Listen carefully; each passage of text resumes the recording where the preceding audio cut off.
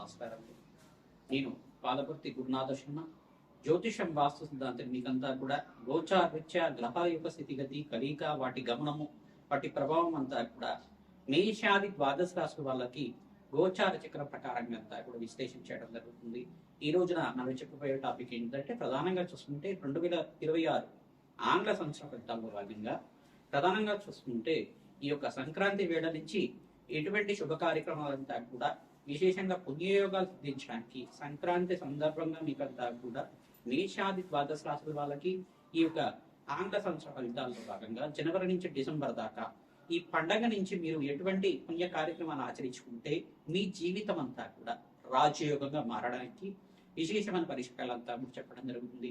గోచారిత్య గ్రహస్థితి అంతా కూడా చూసుకుంటే మీనరాశిలో శనీశ్వర సంచారం జరుగుతుంది. ప్రధానంగా రాహువు యొక్క సంచారం అంతా కూడా కుంభరాశిలో సంచారం ఏప్రిల్ 14 తర్వాత వక్రగతి సంచారం జరుగుతుంది. ప్రధానంగా సప్తమ స్థానంలో అంటే ప్రధానంగా చూసుకుంటే సింహరాశిలో అంతా కూడా ఈ యొక్క కేతు యొక్క సంచారం ఏప్రిల్ 14 తర్వాత వక్రగతి సంచారం జరుగుతుంది. బృహస్పతి యొక్క మార్పు అంతా కూడా చూసుకుంటే ఇక్కడ మిథున రాశిలో అంతా కూడా రాజయోగ కార్యంగా మారి అంతా కూడా అతిచారం నుంచి మళ్ళీ తిరోగమనంలో అంతా కూడా మార్పు చెందడం జరిగింది. మళ్ళీ చూసుకుంటే జూన్ 14 తర్వాత కర్కాటక రాశిలో ఉచ్చస్థంలో మార్పు జరుగుతుంది. ఈ యొక్క సూర్య గ్రహం అంతా కూడా చూసుకుంటే సవిత్ర సూర్యనారాయణ స్వామి అంతా కూడా జనవరి 1వ తారీఖు నుంచి అంతా కూడా ప్రధానంగా ఇక్కడ ధనుసు రాశిలో అంతా కూడా చతుర్గ్రహ కూటమితోటి కలుగుతూ ఉంటారు. తర్వాత చతుర్గ్రహ కూటమిలో అంతా కూడా సూర్య భగవానుడు ధనుసు రాశిలో అంగారకుడు బుధుడు శుక్రుడి కలియుకతోటి చతుర్గ్రహ కూటమిలో అంతా కూడా సమవం జరుగుతుంది.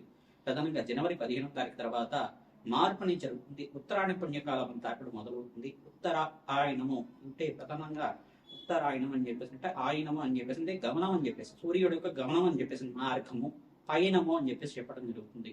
ఉత్తరాయణ పుణ్యకాలం అనేది సూర్యుడు యొక్క గమనాన్ని అంతా కూడా నిర్దేశిస్తూ ఉంటుంది. ప్రధానంగా చూసుకుంటే ఉత్తరాయణ పుణ్యకాలంలో అంతా కూడా ప్రధానంగా 6 నెలల వరకు ఉంటుంది. తర్వాత 6 నెలల తర్వాత దక్షిణాయన పుణ్యకాలం వస్తుంది. ప్రధానంగా చూసుకుంటే ఈ కాలం అంతా కూడా ఉత్తరాయణ పుణ్యకాలంలో మకర రాశిలో ప్రవేశం చేసిన తర్వాత ఈ యొక్క మకర రాశిలో అంతా కూడా ప్రవేశం చేస్తుంటారు సూర్యనారాయణ స్వామి అంతా కూడా 15వ తారీఖు రోజున జనవరి 15వ తారీఖు రోజున ఈ యొక్క అదే సమయంలో మకర సంక్రాంతి అంతా కూడా మనకంతా కూడా పండగ చేసుకోవడం జరుగుతుంది. 15, 16, 17 తారీఖులో అంతా కూడా భోగి మళ్ళీ 14, 15, 16 ఆ తారీఖులో అంతా కూడా జరుగుతూ ఉంటుంది. ప్రధానంగా చూసుకుంటే భోగి సంక్రాంతి కనుమ అనేది పండుగ చేసుకుంటుంటారు జనవరిలో అంతా. ప్రధానంగా చూసుకోవడం వల్ల ఈ యొక్క సంక్రాంతి వేడుల్లో అంతా కూడా పాడి పంట అంతా కూడా పంటలు బాగా పండడం ప్రధానంగా రైతులకంతా కూడా విశేషంగా ధనధాన్యాది సమృద్ధి కలగడం ధాన్యలక్ష్మి అనుగ్రహం అంతా కూడా లభిస్తూ ఉంటుంది. పంట వల్ల వాళ్ళకంతా కూడా ఆ సమయానికంతా కూడా పంట చేకూర్చి మీకంతా కూడా పంట వల్ల మీకంతా కూడా ఆర్థికంగా ఉన్నత స్థితి కలగడానికి మరియు పంటకి సహకరించిన పశుపక్షాదులకి ఎవరైతే ఉంటారో ప్రధానంగా పశువులకంతా కూడా ప్రధానంగా గోమాతకంతా కూడా పూజ చేయడం, ఎద్దులకి పూజ చేయడం, బసవన్నకి పూజ చేయడం అన్నదంతా కూడా యోగకరంగా ఉంటుంది. భోగి రోజున భోగభాగ్యాలు లభిస్తుంటాయి. సంక్రాంతి రోజున అంతా కూడా ఈ యొక్క గొబ్బెమ్మలతో ముగ్గులంతా కూడా వేసుకుని ఆహ్లాదకరంగా బంధుమిత్రులంతా కూడా ఆనందంగా జీవితం జీవించడం వల్ల అన్యోన్యమైన ఆరోగ్యమైన జీవితము అష్టైశ్వర ప్రాప్తి కలుగుతుంది. ఇంట్లో ఆనందమైన జీవితం జరుగుతుంది. కళలందరూ కూడా నెరవేరడానికి ఆస్కారం ఉంటుంది. అష్టైశ్వర ప్రాప్తి కలగడానికి కులదేవత ఆరాధన ఆలోచన చేస్తుంటారు. సంక్రాంతి వేళలో ప్రధానంగా కులదేవత ఆరాధన విశేషంగా ఉంటుంది. మరియు పితృదేవత ఆరాధన కూడా పెద్దల పండగ అని చెప్పేసి అంటారు. ఎవరైతే పితృదేవత ఆరాధన ఈ యొక్క సంక్రాంతి వేళల్లో అంతా కూడా చేస్తుంటారు శాశ్వతంగా బ్రహ్మలోక ప్రాప్తి కలుగుతుందట. తిలతర్పణాలు చేయడం వల్ల రాజయోగం తీస్తుంది. ధన ధాన్యాది సమృద్ధి కలుగుతుంది.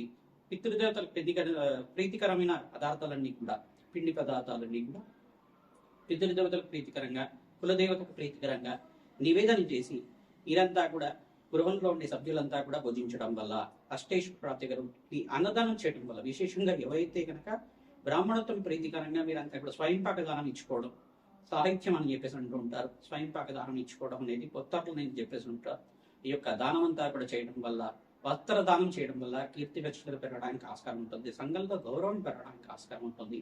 సంక్రాంతి వేళల్లో అంతా కూడా ఈ యొక్క పట్టణంలో కన్నా ప్రధానంగా పల్లెల్లో అంతా కూడా ఆహ్లాదకరంగా ఆనందంగా ఉండడానికి ఆస్కారం ఉంటుంది ఎక్కువ. ఈ యొక్క పట్టణాల్లో కూడా బంధువుల యొక్క సహాయ సహకారాలతో బంధువుల యొక్క ఆహ్లాదకరంగా ఆనందంగా ఉండడానికి అందరూ కూడా చేకూర్చి మంచి గీతాలు నృత్యాలు చేసుకుంటూ పండగనంతా కూడా అట్టహాసంగా అంతా కూడా మంచిగా ఆనందంగా ఉత్సవాలన్నీ కూడా చేయడానికి ఆస్కారం ఉంటుంది. ప్రధానంగా చూసుకుంటే సంక్రాంతి అనేది తెలుగు రాష్ట్రాలంతా కూడా చాలా పెద్ద పండగ, పెద్దల యొక్క పండగ అంటారు, పెద్ద పండగ అంటారు. దీన్నంతా కూడా సంక్రాంతి వచ్చిన వీళ్ళంతా కూడా అన్ని కలిసి వస్తాయి, రాజయోగాలు వస్తాయి మనకంతా కూడా అని భావిస్తూ ఉంటారు. మహాలక్ష్మి అనుగ్రహం అంతా కూడా శీఘ్రంగా కలగడానికి ఆస్కారం ఉంటుంది. గోదా కళ్యాణం అంతా కూడా పండగ వేలులో అంతా కూడా చేస్తుంటారు, భోగి సమయంలో అంతా కూడా చేస్తుంటారు. గోదాదేవి కళ్యాణం అంతా కూడా చేయడం, రంగనాథ స్వామి అనుగ్రహం అంతా కూడా లభిస్తూ ఉంటుంది, శ్రీకృష్ణ పరమాత్మ అనుగ్రహం అంతా కూడా లభిస్తూ ఉంటుంది.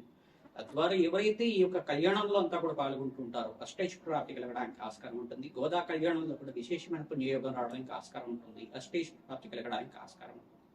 ప్రతినిత్యం కూడా ఈ యొక్క అమ్మవారి ఆరాధన ఖడ్గమాల స్తోత్రంతో కుంకుమార్చన చేసుకోవడం, ఈ యొక్క యజ్ఞ హోమాది క్రతువుల్లో అంతా కూడా పాల్గొనడం వల్ల విశేషమైన పుణ్యయోగం వస్తుంది. దేవాలయ ప్రాంగణంలో ఉత్తరాయణ పుణ్యకాలంలో అంతా కూడా దేవతలకి శక్తి కలిగే విధంగా విశేషమైన యజ్ఞాత క్రతులు అంతా కూడా చేస్తూ ఉంటారు. రాజశ్యామల యజ్ఞాత క్రతులు కానీ, విశేషమైన చండీ హోమాది కార్యక్రమాలు కానీ, కులదేవత ఆరాధన కానీ, విశేషంగా ఎవరైతే యజ్ఞ హోమాది క్రతులు అంతా కూడా చేస్తూ ఉంటారో విశేషమైన పుణ్యయోగం సిద్ధించడానికి ఆస్కారం ఉంటుంది. అత్యంత శుభమైన కాలంగా ఉత్తరాయణ పుణ్యకాలం అంతా కూడా అత్యంత శుభకాలంగా ఉంటుంది. సంక్రాంతి అంతా కూడా పుణ్య కార్యక్రమాలు ఆచరించుకోవడానికి, దాన ధర్మాలు చేసుకోవడానికి అత్యంత శుభమైన ఫలితంగా ఎవరైతే దానాది కార్యక్రమాలు చేసుకుంటుంటారో 3,000 కోట్ల రెట్లు ఫలితం అంతా కూడా పొందడానికి ఆస్కారం ఉంటుంది. ప్రతినిత్యం కూడా అమ్మవారి ఆరాధన, కులదేవత ఆరాధన, పితృదేవత ఆరాధన మర్చిపోకుండా చేస్తుండండి. తద్వారా అష్టైశ్వర్య ప్రాప్తి కలుగుతుంది, రాజయోగం సిద్ధిస్తుంది. శ్రీమా మేషరాశి జాతకులకి 2026 ఆంగ్ల సంవత్సర ఫలితాల భాగంగా ప్రధానంగా చూసుకుంటే గోచారిత్య గ్రహస్థితులంతా కూడా అత్యంత అనుకూలంగా మారబోతున్నాయి. ప్రధానంగా ఏలినాటి శని ప్రభావంలో ఉన్నారు కావున మీకంతా కూడా శ్రమతో కూడిన సంపాదన. ప్రథమార్థంలో ప్రధానంగా జూన్ 15వ తారీఖు నుంచి మీకంతా కూడా రాజయోగం అంతా కూడా యోగకరంగా ఉంటుంది. ప్రథమార్థంలో కన్నా ద్వితీయార్థంలో అత్యంత యోగకరంగా మారడానికి ఆస్కారం ఉంటుంది. ప్రధానంగా ఇక్కడ బృహస్పతి మార్పు మీకు అంతా కూడా రాజయోగ కారణంగా ఉంటుంది. శుభకార్య నిమిత్తం అంతా కూడా శుభకర వ్యయం అంటారు దాన్ని కూడా. అంటే మంచి గృహయోగం కోసం డబ్బులంతా కూడా ఖర్చు అవ్వడం కానీ, లేదు భూసంపద కొనుక్కోవడానికి పెట్టుబడి పెట్టుకోవడానికన్నా కానీ డబ్బులు ఖర్చు ఉండడం కానీ, వివాహాది శుభకార్యాల నిమిత్తం అంతా కూడా డబ్బులు మీరంతా కూడా ఖర్చు పెట్టుకోవడం కానీ, పుణ్య కార్యక్రమాల కోసం, యజ్ఞ హోమాది కార్యక్రమాల కోసం, ప్రతిష్టల కోసమైనా కానీ, పుణ్యక్షేత్ర దర్శనం కోసమైనా కానీ, ఈ యొక్క విదేశయానం కోసమైనా కానీ మీరు ఖర్చులు పెడుతుండడం కానీ తరచుగా జరుగుతుంటాయి.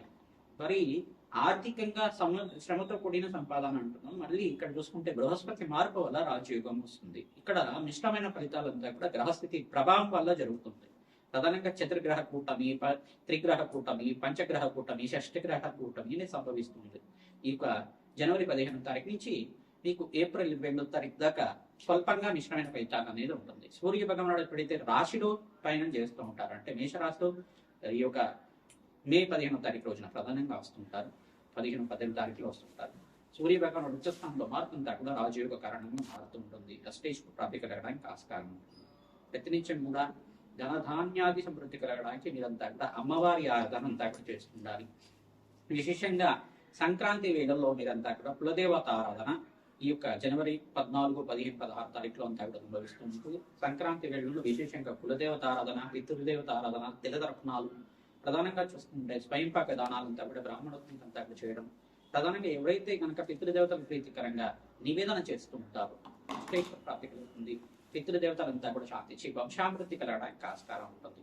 ప్రధానంగా చూసుకుంటే కమలాత్మిక దేవి మూలమంత్ర హోమాలంతా కూడా ఆచరిస్తూ ఉండాలి. ప్రధానంగా రాజశ్యామల హోమాది కర్తవ్యులు. ప్రధానంగా చూసుకుంటే ఎవరి జాతకంలో అయితే కనుక నరఘోష బాగా ఎక్కువ ఉంటుందో, ప్రధానంగా మేషరాశి జాతకులంతా కూడా ఆంజనేయ స్వామి మన్యసూక్త పారాయణ అంతా కూడా ఆచరించడం, ప్రధానంగా మన్యసూక్త పారాయణంతో సింధు అభిషేకాది కార్యక్రమాలు ఆచరించడం వల్ల విశేషమైన పుణ్య ఫలితం కలుగుతుంది.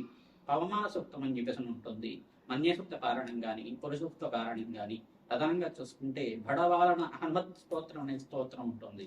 హనుమత్ స్తోత్రంతో విశేషంగా ఎవరైతే కనుక ఈ యొక్క యజ్ఞ హోమాది కృతులంతా కూడా ఆచరించడం, ప్రధానంగా విశేషంగా అరటి పండుతోటి హోమం అంతా కూడా చేయడం వల్ల స్వామివారికి అత్యంత ప్రీతికరంగా ఉంటుంది. తేనెతోటి, అరటి పండుతోటి, ఆవునేతోటి, విశేషమైన ద్రవ్యాలతోటి ఆంజనేయ స్వామి మూలమంత్ర సహితంగా యజ్ఞ హోమాది కృతులు ఆచరించుకోవడం వాళ్ళకి ఎటువంటి నరఘోష ఉన్నా, దుష్టపీఠలంతా కూడా ఉన్నా, ప్రధానంగా మీ మీద ఎవరన్నా దుష్టపీఠం మీకు చేసుకున్నా కానీ అన్ని కూడా పోవడానికి ఆస్కారం ఉంటుంది. ప్రతినిత్యం కూడా దత్తాత్రేయ నామస్మరణ చేయండి, శ్రీరామ నామస్మరణ చేసుకోండి, మంచి ఫలితాలు పొందుతారు. దత్తాత్రేయాయ స్మరణ మాత్రైన సంతుష్టాయ నామాన్ని ఆచరించుకుంటూ ఉండడం వల్ల అత్యంత శుభమైన ఫలితాలు పొందడానికి ఆస్కారం ఉంటుంది. ఈ సంవత్సరం అంతా కూడా ప్రథమార్థంలో కన్నా తృతీయార్థంలో రాజయోగం అంతా కూడా ఉంటుంది. ప్రధానంగా చూసుకుంటా మీరంతా కూడా మహాకాళి దేవాలయంలో కూష్మాండ దీపాన్ని వెలిగిస్తూ ఉండడం వల్ల అత్యంత శుభ ఫలితాలు పొందుతారు. మీ మీద ఎవరైనా చెడు పీడలంతా కూడా చేస్తుంటారు.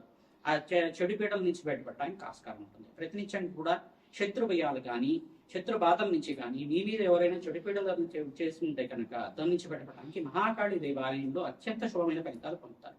ప్రధానంగా మంగళవారం పూట, శుక్రవారం పూట, అమావాస్య వేళలో మహాకాళి దేవాలయంలో మీరు వెళ్ళండి. దగ్గరలో ఉండే మహాకాళి దేవాలయంలో వెళ్ళి అక్కడ అభిషేకాది కార్యక్రమాలు ఆచరించుకోవడం, విశేషమైన హోమాది క్రతులంతా కూడా ఆచరించుకోవడం. ప్రధానంగా మహాకాళి దేవాలయంలో కూష్మాండ దీపాన్ని తరచుగా వెలిగిస్తూ ఉంటే కనుక మీ మీద ఎవరైనా శత్రుపీడలంతా కూడా చేస్తుంటే కనుక సర్వ గ్రహదోష నివారణ కలుగుతుంది. అత్యంత శుభమైన ఫలితాలు పొందడానికి ఆస్కారం ఉంటుంది.